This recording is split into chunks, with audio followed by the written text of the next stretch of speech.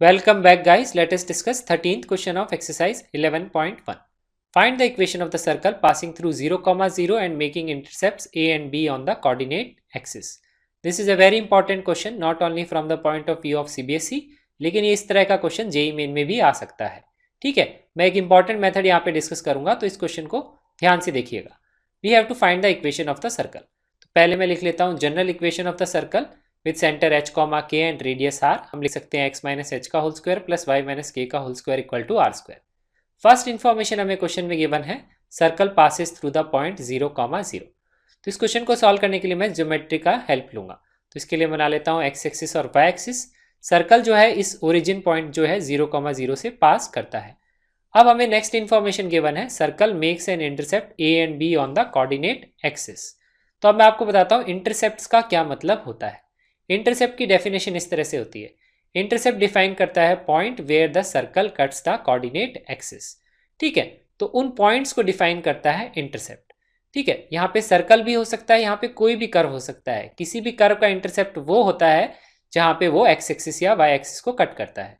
ठीक है, तो यहाँ पे अगर मैं सर्कल बनाता हूँ 0, 0 से पास होने वाला, suppose this is the circle, तो यहाँ पे ये इस पॉइंट पे कट कर रहा है एक्सिस को, इस पॉइंट पे कट कर रहा है वाई एक्सिस को। तो ये जो दोनों पॉइंट्स हैं they represents the intercepts of the circle. और ये जहाँ पे एक्स एक्सिस को कट करता है उसको बोलते हैं हम एक्स इंटरसेप्ट, और जहाँ पे वाई एक्सिस को कट करता है उसको बोलते हैं वाई इंटरसेप्ट। तो इस तरह से इंटरसेप्ट को डिफाइन किया जाता है। एक्स इंटरसेप्ट निकालने का तरीका क्या है, एक्स इंटरसेप्ट कौन सा पॉइंट है, it represents the point on the x axis. X axis का मतलब उस पर क्या होगा, पॉइंट वाई कोऑर्डिनेट क्या होगा उसका 0 होगा। अब हमें क्वेश्चन में गिवन है एक्स इंटरसेप्ट ए है, क्योंकि क्वेश्चन में लिखा होना चाहिए वैसे रेस्पेक्टिवली। मैं अज्यूम करता हूँ कि ये जो फर्स्ट है ये एक्स इंटरसेप्ट लिखा हुआ है और ये सेकंड इंटरसेप्ट जो है ये वाई इंटरसेप्ट है। तो एक्स इंटरसेप्ट ए है, इसका मतलब एक्स की वैल्यू किसके बराबर है, इक्वल टू ए, क्योंकि वाई की वैल्यू क्या है, इक्वल टू 0। तो ये जो पॉइंट है x intercept this is a, 0। और जो वाई इंटरसेप्ट हम निकालेंगे वो कैसे निकाल सकते हैं, it represents an point on the Y axis. Y axis का मतलब है उस पर क्या होगा, एक्स कोऑर्डिनेट 0 होगा, और क्वेश्चन में गिवन है वाई इंटरसेप्ट बी, तो मैं लिख सकता हूँ वाई की वैल्यू इक्वल टू बी। तो ये जो पॉइंट है वाई इंटरसेप्ट, ये जो पॉइंट है इट रिप्रेजेंट्स 0, बी। तो हमको ये जो क्वेश्चन है इस तरह का क्वेश्चन है कि एक सर्कल की इक्वेशन निकालनी है जो 3 पॉइंट से पास करता है, 0, 0, 0, बी और a, 0। तो ये जो क्वेश्चन है 8th क्वेश्चन की तरह से हम सॉल्व कर सकते हैं, लेकिन मैं यहाँ पे एक डिफरेंट मेथड डिस्कस करूंगा। एक चीज मैं आपको और बताना चाहूंगा कि अगर हमको कोई भी इक्वेशन ऑफ सर्कल गिवन है और हमें उसके इंटरसेप्ट्स निकालने हैं, तो अगर हमें एक्स इंटरसेप्ट निकालना है तो क्या करेंगे, वो जो भी गिवन इक्वेशन ऑफ सर्कल है उसमें आप y की वैल्यू इक्वल टू 0 पुट कर दीजिए, तो एक क्वाड्रेटिक इक्वेशन बनेगी। उस तरीके से हम एक्स इंटरसेप्ट निकाल सकते हैं। और y इंटरसेप्ट निकालना है तो हम क्या करेंगे, उस इक्वेशन में x को 0 रख लेंगे और y में जो क्वाड्रेटिक बनेगी उसको सॉल्व कर लेंगे, तो हमें मिलेगा y इंटरसेप्ट।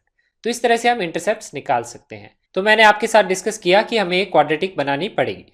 इसका मतलब मैक्सिमम एक्स इंटरसेप्ट कितने हो सकते हैं, वो भी 2 हो सकते हैं, और मैक्सिमम y इंटरसेप्ट भी कितने हो सकते हैं, 2 हो सकते हैं। तो सर्कल इस तरह से मैक्सिमम 4 पॉइंट से कट कर सकता है। ठीक है, लेकिन ऐसा भी हो सकता है कि सर्कल किसी भी पॉइंट पे उसको कट नहीं करे। तो इस केस में क्या होता है, जब सर्कल की इक्वेशन गिवन होती है तो मैक्सिमम उसके 4 इंटरसेप्ट हो सकते हैं और मिनिमम उसके 0 इंटरसेप्ट हो सकते हैं।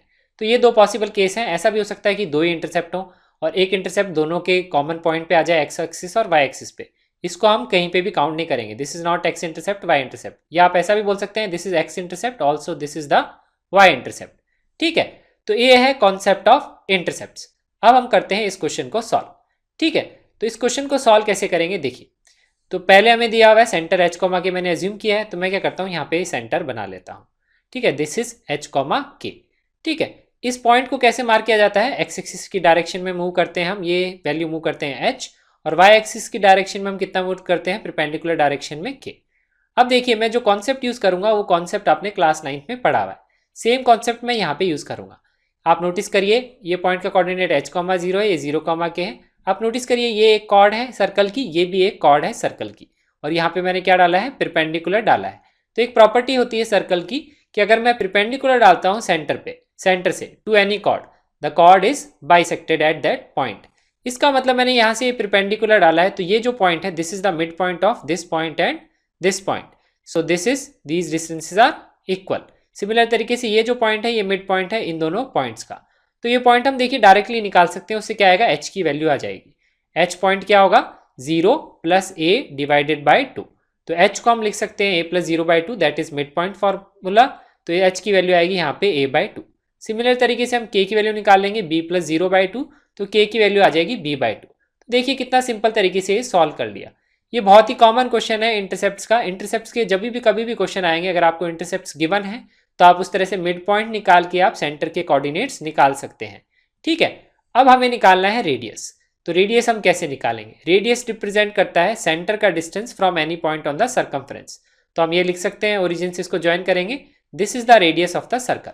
तो ये रेडियस निकालने के लिए तो आप क्या कर सकते हैं, इस ट्राइंगल में पाइथागोरस थ्योरम लगा लीजिए। ये k है, ये h है, तो आएगा √h² प्लस k², या फिर इन दोनों पॉइंट के बीच में डिस्टेंस फार्मूला लगा दीजिए जो कोऑर्डिनेट ज्योमेट्री में पड़ा हुआ है।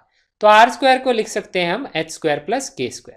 अब हम क्या करेंगे, h की वैल्यू a/2, k की वैल्यू b/2 और r की जगह रख देंगे a/2 का होल स्क्वायर प्लस b/2 का होल स्क्वायर, और इसको सिंप्लीफाई कर सकते हैं। तो देखिए मैं ऐसे सॉल्व नहीं करूंगा, आपको कैलकुलेशन और आसान करना यहाँ पे बताता हूँ। तो इसके लिए हम क्या करेंगे, r² की जगह लिख लेंगे सिर्फ h² प्लस k²। तो ये इक्वेशन मैं इस तरह से लिख लूंगा, this is the equation of the circle. Last में मैं वैल्यू पुट करूंगा h और k की। तो अब देखिए इसको अगर हम सॉल्व करेंगे तो लेफ्ट साइड में आएगा x² plus h² minus 2hx, यह आएगा y² plus k² minus 2ky equal to h² plus k²। ऐसा मैंने इसलिए किया था क्योंकि यहाँ नोटिस करेंगे तो h² कैंसिल आउट हो जाएगा, k² भी कैंसिल आउट हो जाएगा।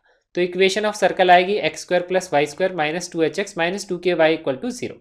अब देखिए, अब मैं अगर h की वैल्यू रखता हूं तो नोटिस करिए यहाँ पे 2h किसके बराबर है, a के बराबर है।